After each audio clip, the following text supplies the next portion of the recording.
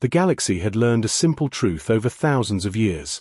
When the Karen Dominion looked at a world, that world was already dead. This was not a belief. It was history. The Karen Dominion was older than most stars known to modern civilizations. Its fleets had burned nebulae, shattered moons, and erased entire species until only dust and warnings remained. More than 4,000 star systems flew the black and gold banners of the Dominion. Those who resisted were remembered only as ruins drifting through space. On the bridge of the Dominion flagship Iron Testament, High Executive Vila Threx stood in silence. He was tall even for his species, his armored frame etched with glowing command sigils earned through centuries of conquest. His eyes, facete like dark crystals, watched a rotating blue sphere projected in the air before him. Earth. A small planet. Loud with signals. Alive with chaos. Report, Threx said calmly. Navigator Seal Run stepped forward. Third planet from a yellow star. Heavy water coverage. Single moon. Population approximately 8.3 billion. Species designation, human. Threx tilted his head slightly. Capabilities. Primitive, Run replied without hesitation. Chemical propulsion. Fission-based weapons. Limited orbital presence. No faster-than-light travel. No planetary shields. No unified command structure. A low ripple of amusement passed through the bridge officers. Strategist Morvac Kell, a veteran of 30 planetary collapses, folded his arms. They broadcast constantly. Entertainment, arguments, threats to one another. They cannot even agree on who leads them. They fight each other. Threx asked. Yes, High Executor. Endlessly. Nations, ideologies, resources. They invent weapons powerful enough to destroy their own world, yet hesitate to use them fully. Threx considered this. A divided species, he said. Those fall fastest. The hologram zoomed closer. Oceans shimmered. Clouds moved in slow spirals. Cities glowed faintly on the night side like fragile sparks. Resources. Threx asked. Abundant, Run said. Metals, water, biological diversity. Their asteroid belt alone could supply our expansion fleets for a century. Threx allowed himself a thin smile. Then Earth will burn, he said. Quickly. Orders flowed like instinct through the bridge. 200 warships shifted formation. Massive carriers adjusted course.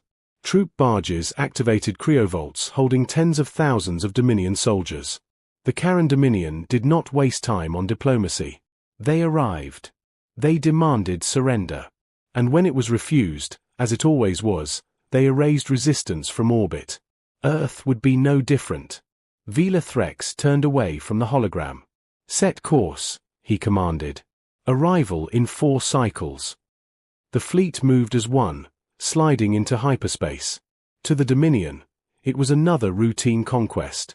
To humanity, it was the end of ignorance. 32 years earlier, on a quiet night in Chile, Dr. Elias Moreno almost missed the signal. He had been tired, running diagnostics at the Cerro Alto Observatory, watching meaningless cosmic noise scroll across his screens. Then a pattern appeared, sharp, structured, repeating. Not natural. Not random. Artificial. His pulse quickened as he isolated the transmission. It was not directed at Earth. It was a military exchange, powerful enough to bleed into local space by accident. When the translation software finally stabilized, Moreno felt cold. The message described the destruction of a world. Cities burned from orbit. Atmosphere stripped. Survivors catalogued as labor stock. Casualties counted in billions. The sender signature was clear. Karen Dominion. Moreno did not sleep that night. He contacted colleagues. Governments. Within 48 hours, the truth reached the highest levels of power across Earth. Humanity was not alone. And something vast, ancient, and cruel was out there. The decision was unanimous, though never recorded. The public could not know. Panic would destroy civilization faster than any alien fleet. Zur leaders lied. Scientists signed silence agreements. Budgets vanished into black projects. Wars quietly ended. Rivals shook hands behind closed doors. Humanity did something it had never truly done before. It prepared together. The Terran Defense Accord was formed in secrecy. Its mission was simple and impossible: prepare Earth to survive a war against a galactic empire. For decades, humanity worked in the shadows. Deep beneath deserts, mountains, and oceans, factories were built. Not loud ones. Silent ones. Rail systems moved materials underground. Old weapons were redesigned. New physics was explored without academic limits. Human engineers studied intercepted alien signals and learned something critical. The Karen Dominion favored energy weapons. Humans smiled at that. They built weapons that did not glow, did not announce themselves, and did not behave as expected. Kinetic systems. Swarm logic. Adaptive AI. Tools designed not to overpower, but to confuse, overwhelm, and exploit arrogance. Dr. Anika Rao, a systems architect from Mumbai, led the development of distributed command networks. No single leader. No central node. If one system fell, 10 others adapted instantly. Let them decapitate, she had said once. There will be no head. In the North Atlantic, beneath kilometers of water, humanity hid fleets that never existed on any record. In orbit, weather satellites waited patiently with payloads that had nothing to do with climate. Children grew up. Leaders aged. Many who began the work never lived to see its end. But the work never stopped. Then, one quiet morning, the early warning arrays lit up. The alert reached Director Lena Hoshino in the deepest command center beneath Antarctica. She stood slowly, eyes fixed on the incoming data. "They're real," whispered an aide. Hoshino nodded. "I know." The projection showed a storm of red markers emerging near Jupiter. 200 ships. The Karen Dominion had arrived. Across the world, systems awakened. Beneath cities, civilians were guided calmly into shelters they had been told were for disaster preparedness. Military units moved without sirens. Skies remained quiet. From orbit, Earth looked the same. Blue. Peaceful. Unafraid.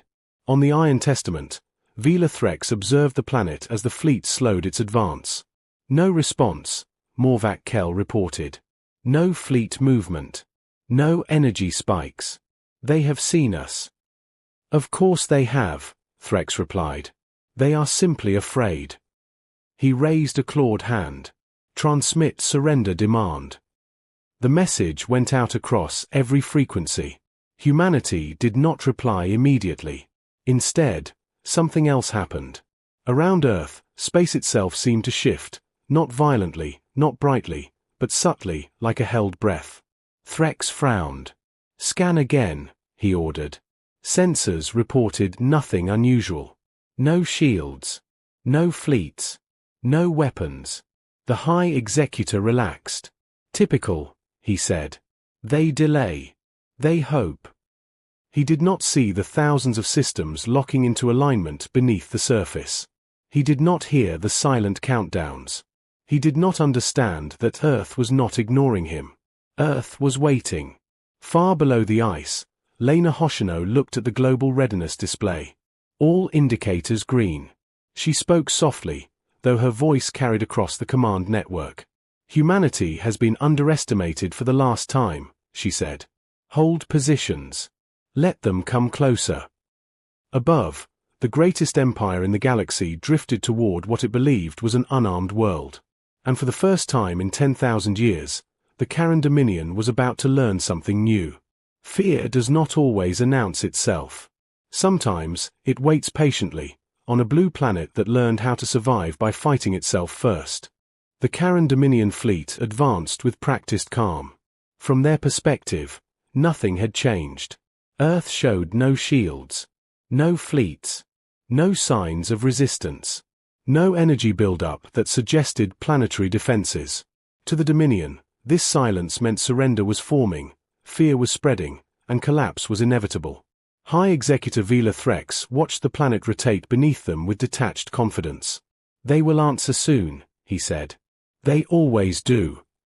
But on Earth, silence was not fear. It was discipline.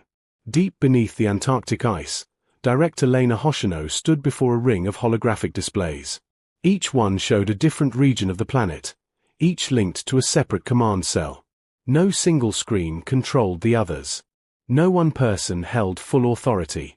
Humanity had learned that lesson the hard way. "Status," Hoshino said. Voices answered from across the world. "Pacific assets standing by.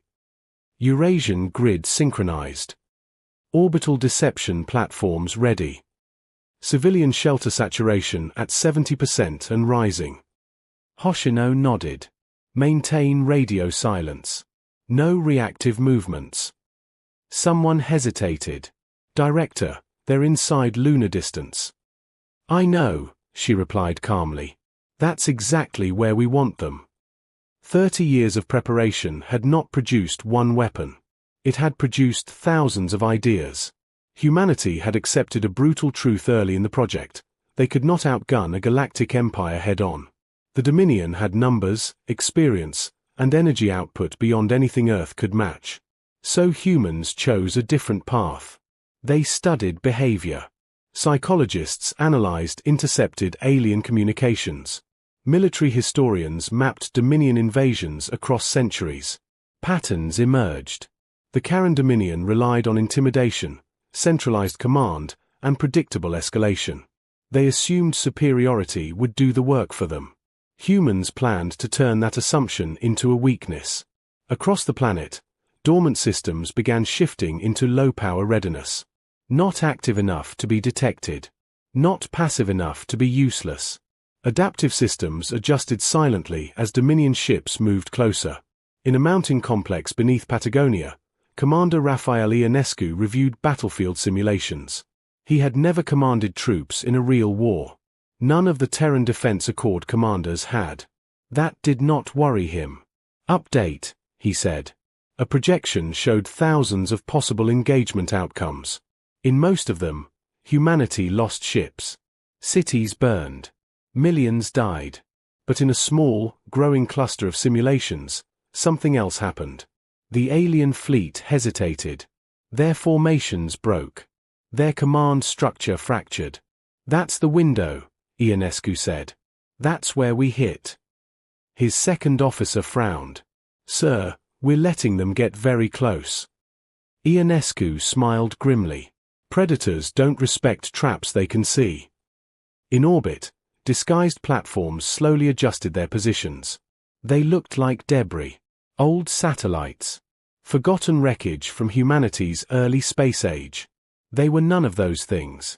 Each one carried kinetic systems, electronic warfare cores, and self-learning targeting intelligence. They were not designed to destroy fleets. They were designed to create confusion. On the Iron Testament, Morvac Kell reviewed sensor data. "Still nothing," he said. "No fleet movement. No weapons fire." Threx's expression hardened. "Increase pressure. Send the final surrender demand." The message went out again, stronger this time. More forceful. Clear in its promise of destruction. This time, Earth responded. A single transmission cut through the noise. It did not threaten. It did not plead. It said only one sentence. "We see you." On the bridge, silence fell. Threx's eyes narrowed. "Trace the source." "Impossible," a technician said. "The signal came from everywhere and nowhere. It's distributed."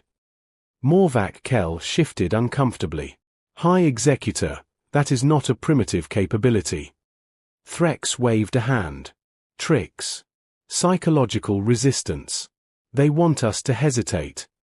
But the Dominion fleet slowed, just slightly. That hesitation was enough. On Earth, Director Hoshino spoke again. "Phase 1, she said. "Begin the reveal." Across low Earth orbit, something changed. The void filled with motion. Thousands of objects activated at once, shedding their disguise. Not ships, At least not in any familiar sense. They were thin, angular, modular constructs that reconfigured themselves as they moved. The Dominion sensors screamed. "What are those?" someone shouted. "Unknown signatures everywhere." "They are not attacking. They're interfering with targeting systems." Dominion weapons locked, and unlocked, and failed. Targeting solutions collapsed into noise. Shield harmonics fluctuated without cause. Fleet formations drifted out of sync as communication delays multiplied. Vila Threx stood slowly. "This is impossible," he said. The objects did not fire. They whispered. Electronic warfare flooded the Dominion network, not as brute force intrusion but as adaptive logic. Human systems did not try to overpower alien code. They learned it. They mirrored it. They fed it lies. Reports from the fleet became inconsistent. Some ships believed they were under attack. Others believed nothing was happening. Command acknowledgements arrived out of order. "Regain control." Threx roared. But control was slipping. On Earth, Hoshino watched the indicators climb. Phase 1 success probability, rising. Human casualties, 0. "Hold," she ordered. "Let them struggle." This was the cruelest lesson humanity had learned in its own wars. Do not rush victory. Let the enemy exhaust itself first. In the Pacific, beneath kilometers of water, the sleeper fleets warmed their reactors for the first time. They did not surface. They did not broadcast. They waited. Back on the Iron Testament, Morvac Kell leaned closer to Threx. "High Executor, we are experiencing fleet-wide disruption without visible weapons fire. This is not standard resistance." Threx's voice dropped. "Then they are not primitive." For the first time, uncertainty crept into the Dominion's command channel. How could a species without faster-than-light travel? "Prepare this," someone finished quietly. Threx straightened. His pride warred with instinct. "No matter," he said. "Deploy the vanguard. Atmospheric insertion. End this personally." Troop carriers moved forward. This was the Dominion's answer to resistance. Ground force. On Earth, alarms sounded softly in command centers. Commander Ionescu exhaled. "They've chosen the wrong move," he said. Director Hoshino closed her eyes briefly. "Phase 2 is armed," she said. "Let them land." Above the planet, massive alien warships began their descent, confident that no world without visible defenses could stop them once boots touched soil. They did not yet understand. Humanity had not prepared to stop them in space. Humanity had prepared to fight everywhere. And as the first Dominion ships angled toward Earth's atmosphere, something ancient and unfamiliar crept into their calculations. Not danger. Not resistance. Doubt. And doubt, once introduced, spreads faster than fear. The first Karen Dominion warship entered Earth's atmosphere over the Pacific Ocean.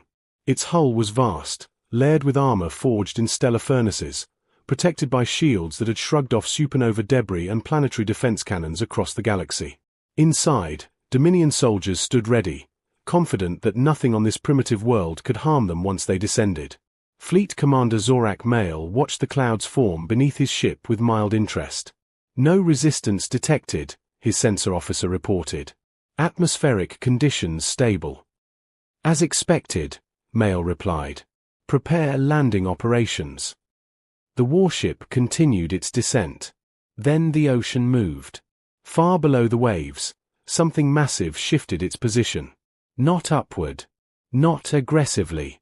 Just enough to change the math.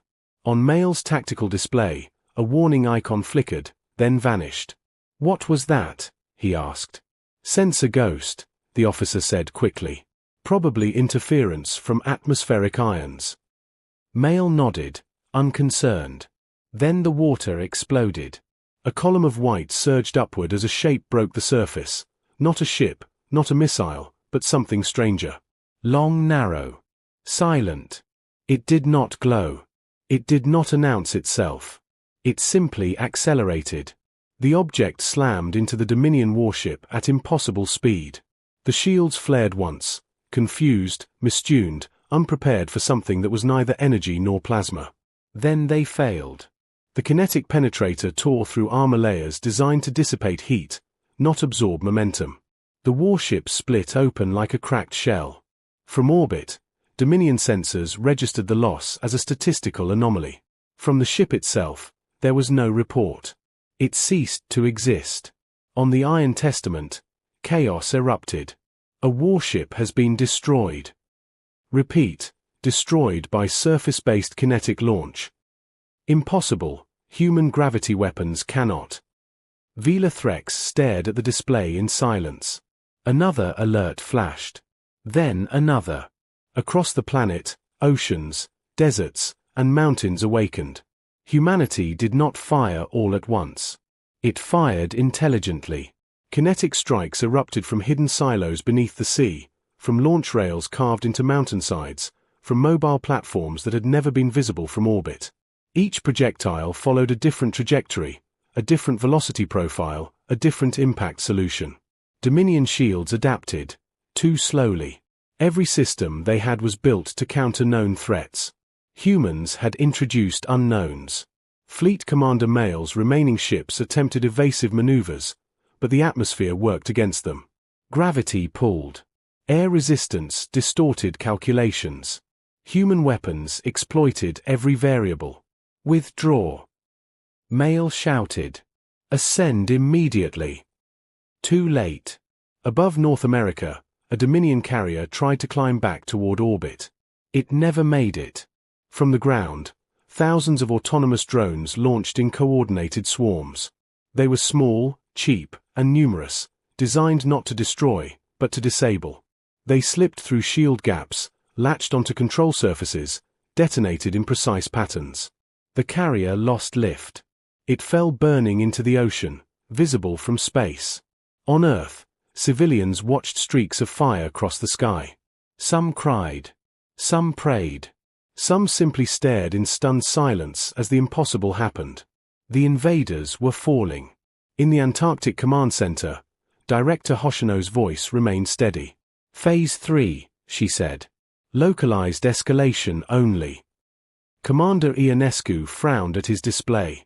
We're winning. No, Hoshino corrected. We're teaching. In orbit, the Dominion fleet struggled to reorganize. Communications were fragmented. Sensor data contradicted itself. Loss reports climbed faster than command could process. High Executor Threx slammed his fist into the command rail. This is a trap, he snarled. They hid weapons beneath their planet itself. Morvac Kell's voice was tight. High Executor, this is not standard resistance. This is layered defense. Adaptive. Distributed. Threx's mandibles tightened. Deploy orbital bombardment. Burn their cities. End this. Orders were transmitted. And failed. Orbital platforms that Dominion scanners had dismissed as debris activated in unison. Not to fire, but to interfere. Energy lances from the fleet missed targets by kilometers. Targeting solutions warped mid-firing. It was like trying to punch smoke. Meanwhile, on the ground, humanity prepared for the next phase. In underground hangars, atmospheric fighters launched, not to challenge Dominion ships directly, but to feed data back into the network. Every pass, every near-miss taught the system more about alien targeting behavior. Humans did not need to win the first battle. They needed to learn faster. In a desert command post, Captain Aisha Rahman guided her squadron low through sandstorms created deliberately by ground-based weather manipulation. They can't see us, her wingman said, or creeping into his voice. They don't need to, Rahman replied. We're not here to shoot. Her fighter released sensor beacons into the storm, each one feeding live data to the global network. Alien targeting algorithms adjusted, then adjusted again, then began to contradict themselves. In orbit, Dominion gunners shouted in frustration as firing solutions dissolved. This should not be happening, one cried. But it was. Because humanity had accepted a truth the Dominion never had. War is not about strength. It is about adaptation.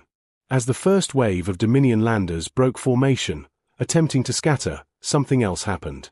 The planet spoke again. A transmission reached every Dominion channel simultaneously.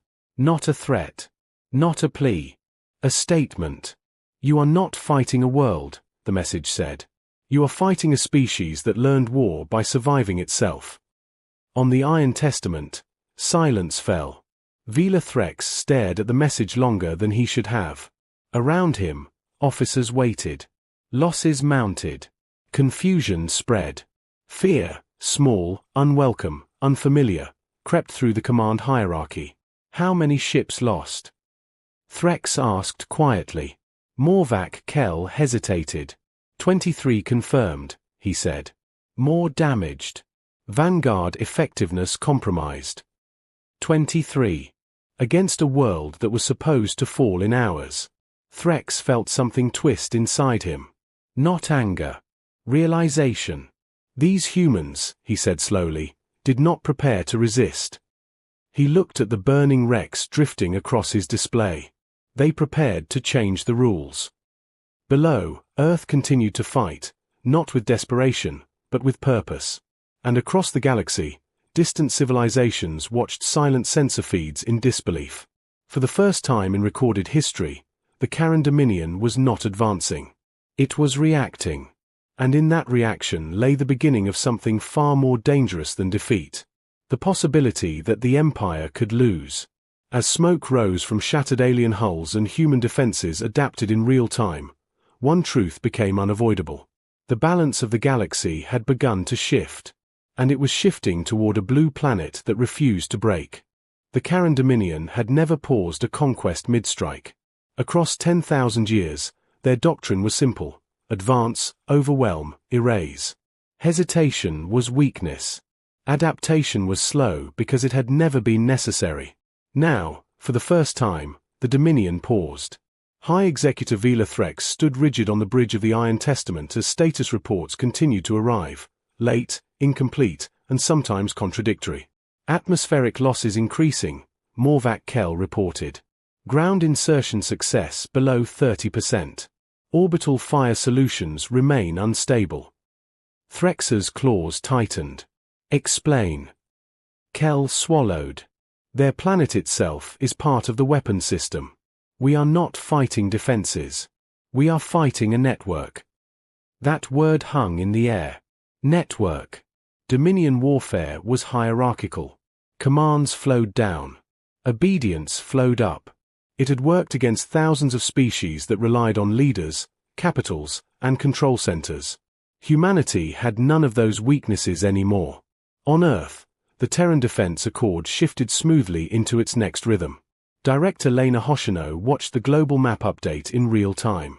Red markers, alien assets, flickered, split, and dimmed. Blue markers, human systems, multiplied and adjusted their positions. Phase 4 readiness, she asked. Confirmed, multiple voices answered. This was the phase humanity hoped they would never need. Not destruction. Pressure.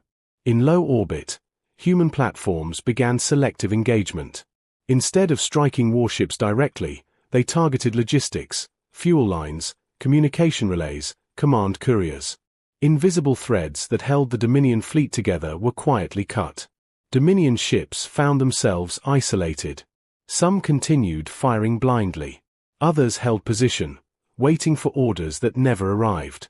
On one damaged carrier, Fleet Captain Zirith Call stared at his failing displays. "We cannot reach command," an officer said. "Navigation data is corrupted." "Then follow protocol," Call snapped. "Regroup at Vector." The coordinates dissolved mid-sentence. The officer looked up slowly. "Sir, the protocol files are changing." Call felt a chill run through his armored spine. No enemy had ever touched Dominion doctrine. Now it was being rewritten in real time. On the surface of Earth, something even more unsettling began. Human ground forces did not engage landed Dominion troops head-on. They did not charge. They did not mass. They vanished. In ruined drop zones, Dominion soldiers found empty terrain. No resistance. No targets. No civilians. Only silence and the distant hum of machines beneath the ground. Then the environment turned against them. Roads collapsed into hidden trenches. Buildings sealed themselves and became traps. Drones emerged from unexpected angles, striking supply units and disappearing again. Dominion troops fired into shadows and hit nothing. Fear spread quickly among soldiers who had never known it. In one shattered city, Commander Owen Valvis barked orders to his unit as visibility dropped to 0. "Hold formation," he shouted. A soldier screamed as the ground beneath him opened and closed again. "No energy signatures," another cried. "We can't track them." Valvis realized the truth too late. The humans were not defending territory. They were exhausting invaders. Back in orbit, Vila Threx watched his fleet fracture into scattered elements. The once perfect formations that symbolized Dominion order now looked chaotic and uncertain. "This world is bleeding us," Morvac Kell said quietly. Threx did not respond at first. He was remembering something, an old lesson from early Dominion history, before the Empire became unstoppable. An enemy that forces you to adapt faster than you can think is not weak. It is dangerous. "Recall atmospheric forces," Threx finally ordered. Kell turned sharply. "High Executor." "We will not feed them more data," Threx said. "Pull back. Regroup. Reassess." The order rippled through the fleet. On Earth, Director Hoshino saw the change instantly.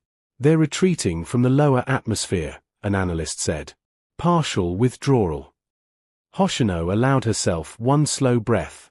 "Good," she said. "They've learned." Commander Ionescu looked uneasy. "That means they'll escalate." "Yes," Hoshino agreed. "And so will we." Humanity had always been at its most creative when survival was uncertain. Now, with the galaxy watching, that creativity intensified. Across deep space, neutral civilizations intercepted fragmented data from the battle. Whispers spread through trade routes and information nets. The Karen Dominion was stalled. The Karen Dominion was taking losses. Some did not believe it. Others began to hope. On the Iron Testament, Threx dismissed his officers and stood alone, staring at Earth. "You are not like the others," he admitted softly. For the first time, he considered an outcome the Dominion had never planned for. Failure. But the High Executor was not finished. If humanity wanted to fight as a species, then the Dominion would answer as an empire. He activated a secure channel known only to the highest command. "Prepare the final authority," he said. The response was immediate and uneasy. "High Executor, that weapon has not been deployed since." "Since the last time an empire was challenged," Threx said. "Do it." The channel closed. On Earth, sensors registered a massive energy shift deep within the Dominion fleet. Director Hoshino's eyes narrowed. "They're bringing something big," she said. "Bigger than orbital bombardment?" someone asked. Hoshino did not answer immediately. She looked at the data, at the strange energy harmonics, at the unfamiliar configuration forming at the heart of the enemy fleet. "Not bigger," she said at last. "Different." Humanity had forced the Dominion to abandon routine. Now the Dominion would reach for legends. Weapons meant to end wars by ending worlds. And humanity would face its greatest test yet, not of strength, but of resolve. As the galaxy held its breath, one truth became clear to every watching civilization. Earth was no longer just defending itself. Earth was deciding what kind of power it would become. And whatever happened next, the universe would never look at humanity the same way again. The energy signature at the center of the Karen Dominion fleet was unlike anything humanity had seen. It did not burn brightly. It did not pulse violently. Instead, it folded space inward, bending sensors and mathematics alike.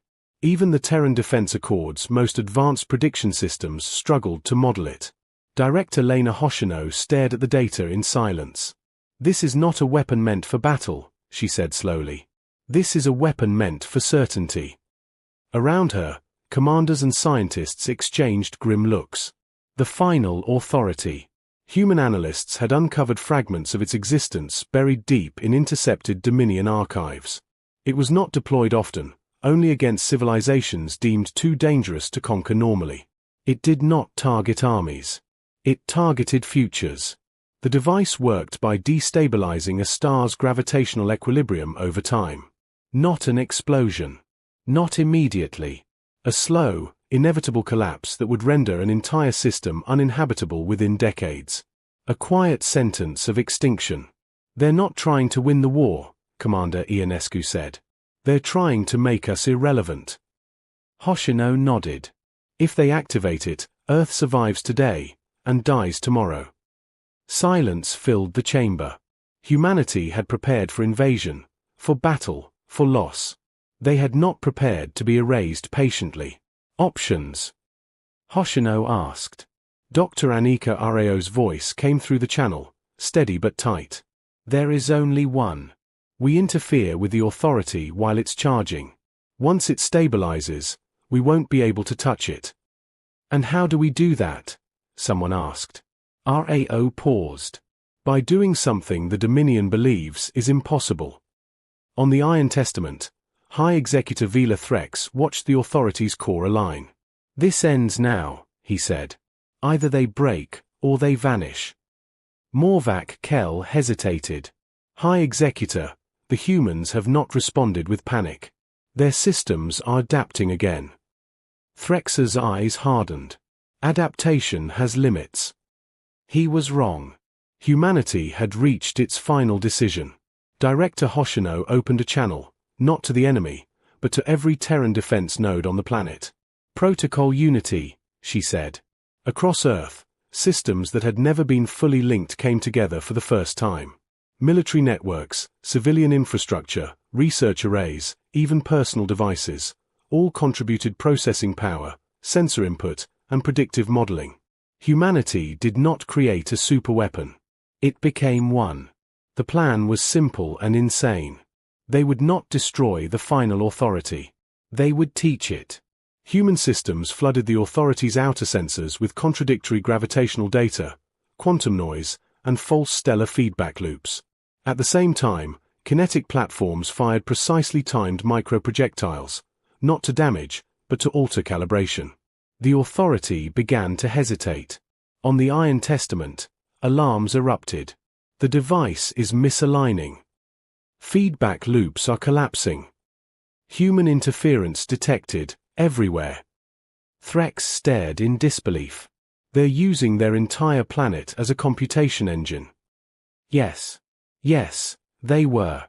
Humanity had taken its greatest weakness, chaos, individuality, decentralization, and turned it into strength.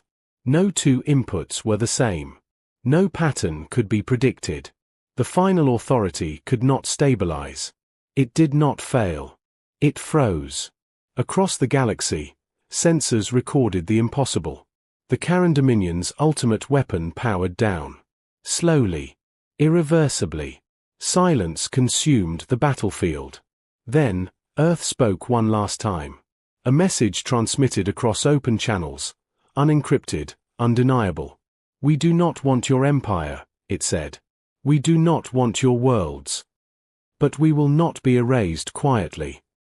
Vila Threx felt something crack within him. For the first time in his long life, he understood fear, not as a tool, but as a warning. "Withdraw," he whispered. Morvac Kell looked at him. "High Executor." "Withdraw," Threx repeated, louder now. "All forces. Full retreat." The order raced through the fleet. And this time, it was obeyed without question. Karen Dominion ships turned away from Earth, wounded, scattered, humbled. They did not fire another shot. They fled. On Earth, no one cheered immediately. People watched the skies. Then, slowly, realization spread. Humanity had survived. Not by matching an empire's strength, but by surpassing its imagination. Days later, across distant star systems, new stories replaced old warnings. The Karen Dominion could be stopped. Earth was not weak. Earth was awake. Director Hoshino stood alone in the command center as systems powered down. "We did not win the galaxy," she said softly. "But we earned a place in it." Far beyond human space, Vila Threx recorded the final entry of his command. "Let this stand as law," he said. "Never mistake division for weakness. Never assume silence means fear. And never, under any circumstance, target Earth again." The balance of the galaxy had changed.